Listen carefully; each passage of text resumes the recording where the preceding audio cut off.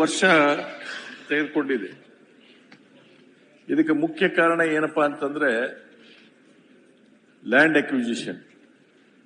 ಆಮೇಲೆ ಕೆಲವು ರೈತರು ಉದ್ದೇಶಪೂರ್ವಕವಾಗಿ ಯೋಜನೆಗಳಿಗೆ ತೊಂದರೆ ಮಾಡ್ತಕ್ಕಂಥದ್ದು.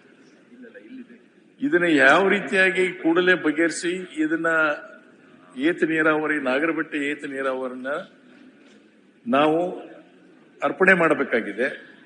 ದಯವಿಟ್ಟು ಶೀಘ್ರದಲ್ಲೇ ಮಾಡಲಿಕ್ಕೆ ಈ ಕ್ರಮಗಳನ್ನು ಕೈಗೊಳ್ತೀರಾ ಹೇಗೆ ಅಂತ ಅವರಿಗೆ ನಾನು ಉಪಮುಖ್ಯಮಂತ್ರಿ ಕಡೆಯಿಂದ ಒಂದು ಹೇಳಿಕೆಯನ್ನ ಕೇಳ್ತೀನಿ. ಅಧ್ಯಕ್ಷರೇ, ನಮ್ಮ ನಾಡಗೌಡರು ಈ ಒಂದು ಚಿಕ್ಕೆ ಗೊತ್ತಿರೋ ಪ್ರಶ್ನೆಯಲ್ಲಿ ಬಹಳ ಇಲ್ಲಿ ಅನೇಕ ಕಾಲುವೆಗಳಿವೆ. ಕೃಷ್ಣಾ ಭಾಗ್ಯ ಜಲ ನಿಗಮ ವತಿಯಿಂದ ಇಲ್ಲಿ ನಾಗರಬೆಟ್ಟ ಏತ ನೀರಾವರಿ ಸುಮಾರು 3200 ಹೆಕ್ಟೇರ್ಗೆ ಈ ಕೆಲಸ ತೆಗೆದುಕೊಂಡಿದೆ. ಇದು ಬಹಳ ಇಂಪಾರ್ಟೆಂಟ್ ಕೆಲಸ. ಇದಕ್ಕೀಗಾಗಲೇ ನಾವು ಸುಮಾರು 170 ಕೋಟಿ ರೂಪಾಯಿ ಅಷ್ಟು ಆಗ್ಬೇಕು ಅಂತ ಹೇಳಿ ಇದಕ್ಕೆ 2017ರಲ್ಲಿ ಆಡಳಿತ ಅನುಮೋದನೆ ಕೊಟ್ಟಿದ್ದೇವೆ. ಈಗಾಗಲೇ ನಾನು ಡೀಟೇಲ್ಸ್ ಕೂಡ ಅವ್ರಿಗೆ ತಲುಪಿಸಿದ್ದೀನಿ. ಇದಾದಷ್ಟು ಜಲ್ದಿ ಆಗಬೇಕು. 3 ಪ್ಯಾಕೇಜ್ಗಳೆಲ್ಲ ಇದನ್ನ ಕೈಗೊಳ್ಳಲಾಗ್ತಿದೆ. ಸೊ ಇದನ್ನ ಅವರು ಕೆಲವು ಲೋಕಲ್ ಇಶ್ಯೂಸ್ ಇದೆ, ನಾನಿಲ್ಲ ಅಂತ ನಾನು ಹೇಳೋದಿಲ್ಲ. ತಮಗೆ ಗೊತ್ತಿದೆ, ನಾವು UKP ವಿಚಾರದಲ್ಲಿ ನಮ್ಮದೇ ಆದಂತ ಒಂದು ಸಮಗ್ರವಾದಂತ ನೀತಿ, ಲ್ಯಾಂಡ್ ಅಕ್ವಿಷನ್ ವಿಚಾರದಲ್ಲಿ ಏನೇನು ಸಮಸ್ಯೆ ಇದೆ ಅದನ್ನೆಲ್ಲ ನಾವು ತೆಗೆದುಕೊಂಡಿದ್ದೇವೆ. ಸೊ ಇಲ್ಲಿ ಈ ಪ್ಯಾಕೇಜ್ ನಲ್ಲಿ ಒಬ್ಬರು ಬಿರದಾರ್ ಅಂತ ಒಬ್ಬ ಗುತ್ತಿಗೆದಾರರು, ಅವರು ಸುಮಾರು ಒಂದು 49 ಕೋಟಿ ರೂಪಾಯಿದು ಮೊತ್ತದ ಒಂದು ಗುತ್ತಿಗೆಯನ್ನ 21ರಲ್ಲೇ ತೆಗೆದುಕೊಂಡಿದ್ದಾರೆ. ಟೆಂಡರ್ ನಿಯಮಾವಳಿಯಂತೆ 12 ತಿಂಗಳಲ್ಲಿ ಅವರು ಮುಗಿಬೇಕಾಗಿತ್ತು.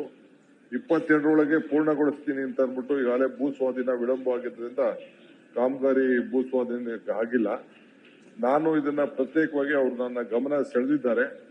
ನಾನು ಇದಕ್ಕೊಂದು ಪ್ರತ್ಯೇಕವಾದಂತ ಒಂದು ಸಮಿತಿನೇ, ಒಂದು ತಂಡನೇ ಕಳಿಸಿ ಇದಾದಷ್ಟು ಜಲ್ದಿ ಈ ಕಾರ್ಯಕ್ರಮ ಕಾಮಗಾರಿ ಮುಗಿಯುವಂತ ಒಂದು ವ್ಯವಸ್ಥೆಯನ್ನ ನಾನು ಮಾಡ್ತೀನಿ.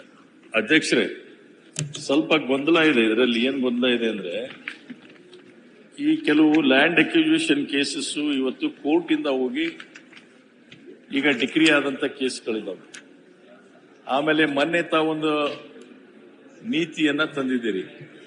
25 ಲಕ್ಷ ರೂಪಾಯಿ ಕೆನಲ್ ಅಂದ್ರೆ ಒಣ ಬೇಸಾಯಿ ಮತ್ತು ಇದನ್ನ ಮಾಡ್ಲಿಕ್ಕೆ ಕೆನಲ್ ಅಕ್ವಿಸಿಷನ್ಗೆ 25 ಲಕ್ಷ ರೂಪಾಯಿವರೆಗೂ ಅಂತ, ನೀರಾವರಿ ಇದ್ರೆ ಅದಕ್ಕೆ 30ರಿಂದ 40 ಲಕ್ಷ ಅಂತ ಮಾಡಿದ್ದಾರೆ. ಸೊ ಈ ಗೊಂದಲ ಮಧ್ಯೆ ಏನಾಗಿದೆ ಅಂದ್ರೆ, ಈ ಯಾವ ರೀತಿಯಾಗಿ ಮಾಡಬೇಕು ಅನ್ನುವಂಥದ್ದೇ ಇವತ್ತಿನವರೆಗೂ ತೀರ್ಮಾನಗಳಾಗ್ತಾ ಇಲ್ಲ. ಇದು ಒಂದು.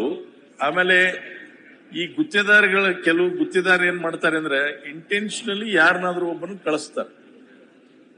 ಕಳಿಸಿ ಅದರ ಮೇಲೆ ಏನಪ್ಪಾ ಅಂತಂದ್ರೆ ಅದಕ್ಕೊಂದು ಸ್ಟೇ ತರೋದು, ಇಲ್ಲ ಅದಕ್ಕೊಂದು ತೊಂದರೆ ಮಾಡೋದು ಮಾಡಿ ಅದನ್ನ ಅಲ್ಲೇ ಪೆಂಡಿಂಗ್ ಇಡೋದು, ಇದು ಒಂದು. ಆಮೇಲೆ ಇನ್ನೊಂದು ಏನಂದ್ರೆ, ಈ ಇಂಜಿನಿಯರ್ಸ್ ಮಧ್ಯೆ ಮತ್ತು ಈ ಲ್ಯಾಂಡ್ ಅಕ್ವಿಸಿಷನ್ SLO ಅವ್ರ ಮಧ್ಯೆ ಹೊಂದಾಣಿಕೆ ಇಲ್ಲ. ಬಹಳಷ್ಟು ಇಂಜಿನಿಯರ್ಸ್ ಪ್ರಪೋಸಲ್ ಕಳಿಸಿದ್ದನ್ನ ಕೂಡ ಅದು ವಿಳಂಬ ಆಗಿ ಅವು ವಿಸೇಟ್ ಆಗ್ತಾ ಇದಾವೆ. ಸೊ ಹೀಗಾಗಿ ಏನಾಗ್ತಾ ಇದೆ, ನಮ್ದು ಬಹಳ ಹಳೆ ಪ್ರಾಜೆಕ್ಟ್, ನಮ್ಮೆಲ್ಲ ತುಂಬಾ ಹಳೆ ಪ್ರಾಜೆಕ್ಟ್ ನಲ್ಲಿ ಕೂಡ ಇವತ್ತು ಲ್ಯಾಂಡ್ ಅಕ್ವಿಸಿಷನ್ ಕೇಸಸ್ ಪೆಂಡಿಂಗ್ ಇದಾವೆ. ಸುಮಾರು 8,000 ಚಿಲ್ಲರ್ ಕೇಸ್ ಇವತ್ತಿಗೂ ಪೆಂಡಿಂಗ್ ಇದಾವೆ ನಮ್ಮಲ್ಲಿ ಮುದ್ದೇಬೇಳದಲ್ಲೇನೆ. ಅದನ್ನ ನಾನು ಮಂತ್ರಿಗಳಿಗೆ ರಿಕ್ವೆಸ್ಟ್ ಮಾಡ್ತೀನಿ, ದಯವಿಟ್ಟು ಇದ್ರ ಬಗ್ಗೆ ಹೆಚ್ಚು ಗಮನ ಕೊಡಿ. ತನಿಖೆ ಮಾಡಿಸ್ತೀನಿ ಅಂತ ಹೇಳಿದ್ರಿ, ಅದನ್ನ ಸ್ವಾಗತ ಮಾಡ್ತೀನಿ. ದಯವಿಟ್ಟು ನಮ್ಗೆ ಲೋಕಾರ್ಪಣೆ ಮಾಡಬೇಕಾಗಿದೆ. 7 ವರ್ಷ ಆಯ್ತು. ಅದರಿಂದ ಈ ಮಾಡಿದಂತ ಕಾಲುವೆಗಳು ಎಲ್ಲ ಹಾಳಾಗಿ ಹೋಗ್ತವೆ. ಈಗ ನಾವು ಆಕ್ಚುಲಿ ಅದನ್ನು ಲಿಫ್ಟ್ ಇರಿಗೇಷನ್ ಅನ್ನ ಪ್ರಾರಂಭ ಮಾಡುವಂತ ಹೆಡ್ ವರ್ಕ್ಸ್ ನಲ್ಲಿ ನಮ್ಮ ಜಮೀನಲ್ಲಿ ಬರ್ತಕ್ಕಂಥ, ಅಂದ್ರೆ ನಮ್ಮ ಹಳ್ಳಿ ಜಮೀನುಗಳು ಬರ್ತಕ್ಕಂಥದ್ರಲ್ಲಿ ಒಂದು ದಿವಸ ಕೂಡ ನಾವು ತೊಂದರೆ ಮಾಡಲಿಲ್ಲ. ಅವ್ರಿಗೆ ಒಂದು ದಿವಸ ತೊಂದರೆ ಮಾಡಿಲ್ಲ. ಈಗ ಯಾರು ಬೆನಿಫಿಷರೀಸ್ ಇದಾರೋ ಅವ್ರು ತೊಂದರೆ ಮಾಡ್ತಾ ಇದ್ದಾರೆ. ಯಾರ ಭೂಮಿಗೆ ನೀರಾವರಿ ಆಗ್ತಾ ಇದೆ ಅಲ್ಲಿ ತೊಂದರೆ ಆಗ್ತಾ ಇದೆ.